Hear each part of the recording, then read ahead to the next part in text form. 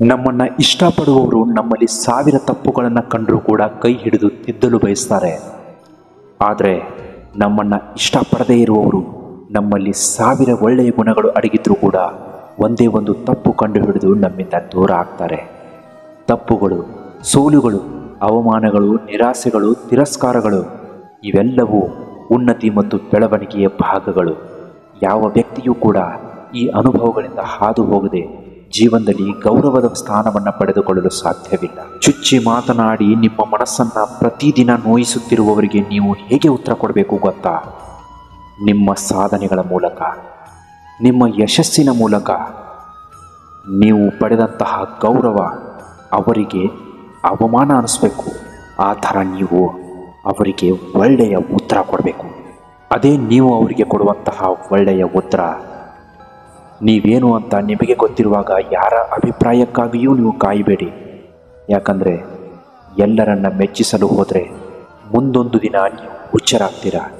ಇಲ್ಲಿ ಮೆಚ್ಚಿ ಮಾತನಾಡುವವರಿಗಿಂತ ಚುಚ್ಚಿ ಮಾತನಾಡುವವರೇ ಹೆಚ್ಚು.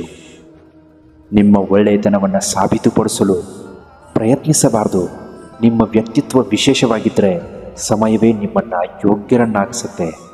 ನೀವು ಈ ಮಾತನ್ನು ಯಾವತ್ತೂ ಮರೆಯಬೇಡಿ. ವ್ಯಕ್ತಿಯ ನಾಲಿಗೆಯಿಂದ ಹೊರಡುವ ಮಾತುಗಳು ಆಕಾಶಕ್ಕೆ ರಂಗು ಚೆಲ್ಲುವ ಕಾಮನ ಬಿಲ್ಲಿನ ರೀತಿ ಇರಬೇಕೇ ಹೊರತು ಕ್ಷಣ ಕ್ಷಣಕ್ಕೊಂದು ಬಣ್ಣ ಬದಲಿಸುವ ಊಸರ ಒಳ್ಳೆಯ ತರಹ ಇರಲೇಬಾರ್ದು.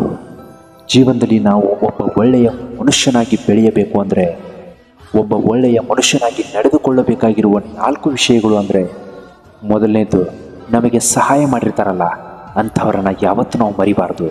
ಎರಡನೇದು, ನಮ್ಮನ್ನು ಪ್ರೀತಿಸೋರನ್ನು ಯಾವತ್ತೂ ನಾವು ಉಪಯೋಗಿಸ್ಕೋಬಾರ್ದು. ಮೂರನೇದು, ನಮ್ಮನ್ನು ನಂಬಿದವರಿಗೆ ಮೋಸ ಮಾಡಬಾರ್ದು. ನಾಲ್ಕನೇದು, ನಮ್ಮ ಅಗತ್ಯ ಇದೆ ಅಂತ ಗೊತ್ತಾದ ಮೇಲೆ ನಾವು ಯಾವತ್ತೂ ಓಡಿ ಹೋಗಬಾರ್ದು. ಕೊನೆಗೊಂದು ಮಾತು, ನಂಬಿದವರಿಗೆ ಪ್ರಾಣ ಕೊಡುವ ಅಗತ್ಯ ಇಲ್ಲ.